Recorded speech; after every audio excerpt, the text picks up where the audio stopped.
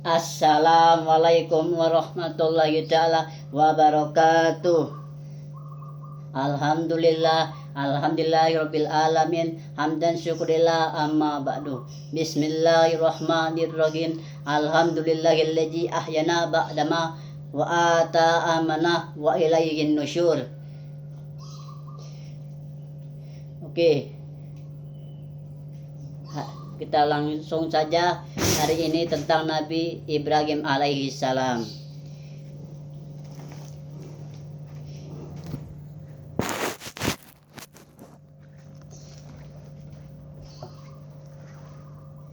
Kisah Nabi Ibrahim alaihissalam.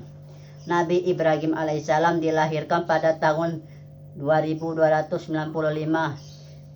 SM atau sejak Masehi di negeri Mausul, di tengah-tengah masyarakat jahiliyah yang menyembah berhala-berhala yang terbuat dari kayu dan batu.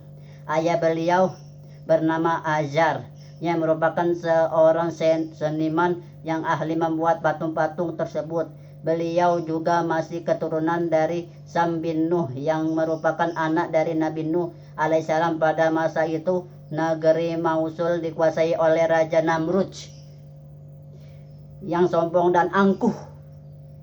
Mendapat mimpi buruk bahwa akan lahir seseorang anak laki-laki yang akan meruntuhkan kerajaannya dan menghancurkan tuhan-tuhannya. Karena itu ia memerintahkan untuk membunuh semua bayi laki-laki yang lahir di negerinya. Allah Subhanahu wa Ta'ala melindungi ibu Nabi Ibrahim dari kekejaman Raja Namrud sehingga kehamilannya tidak diketahui oleh orang-orang. Beliau melahirkan Nabi Ibrahim alaihissalam di sebuah goa yang tersembunyi dan menyusuinya di sana selama beberapa tahun. Kemudian beliau membawanya pulang ke rumahnya dan menitipkannya kepada ayahnya, yaitu Azar. Masa kecil Nabi Ibrahim alaihissalam. Nabi Ibrahim alaihissalam adalah seorang anak yang cerdas dan berakal, sehat sejak kecil.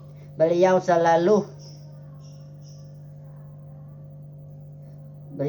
bertanya-tanya tentang patung-patung yang dibuat oleh ayahnya dan disembah oleh kaumnya. Beliau tidak percaya bahwa patung-patung itu dapat memberi manfaat atau mudarat kepada manusia. Beliau juga tidak percaya bahwa Raja Namrud adalah Tuhan karena ia hanya seorang manusia biasa. Beliau mulai mencari tahu tentang Tuhannya sebenarnya yang menciptakan langit dan bumi, matahari dan bulan, bintang-bintang dan sejak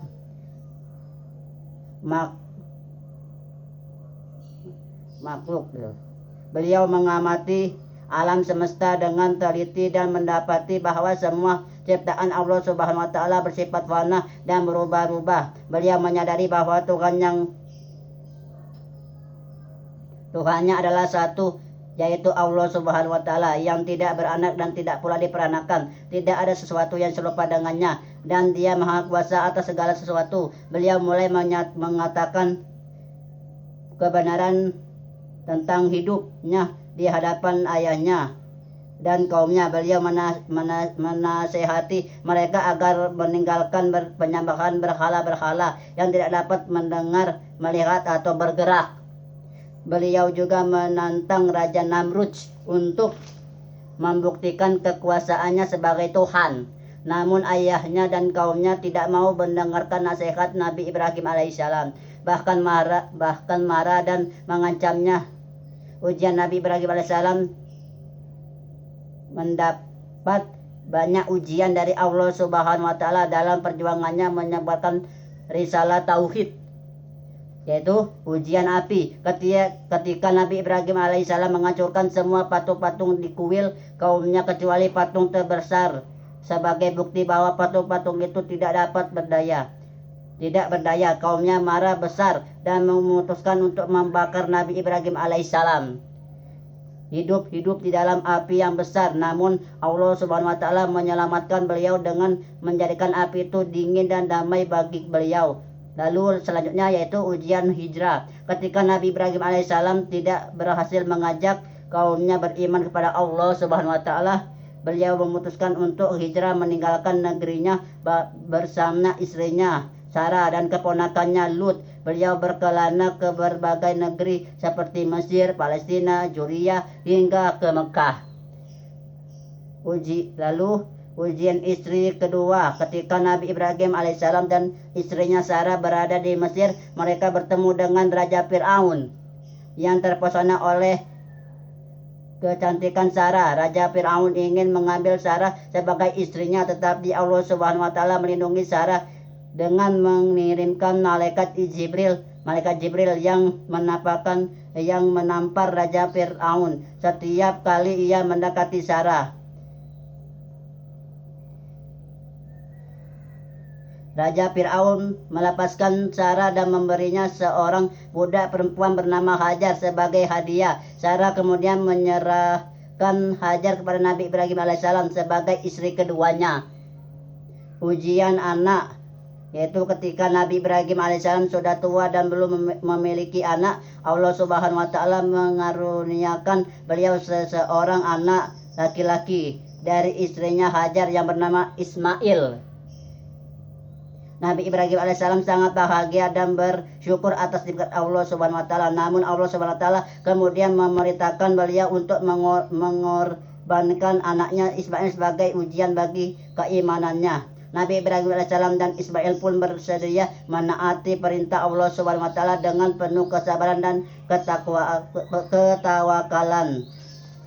Namun ketika Nabi Ibrahim alaihissalam hendaknya menyembelih Ismail, Allah Subhanahu wa taala menggantikan Ismail dengan seekor domba atau biri-biri atau apapun itu yang disembelih sebagai korban. Allah Subhanahu wa taala pun memuji keikhlasan dan ketaatan Nabi Ibrahim alaihissalam dan Ismail dan memberikan beliau seorang anak laki-laki.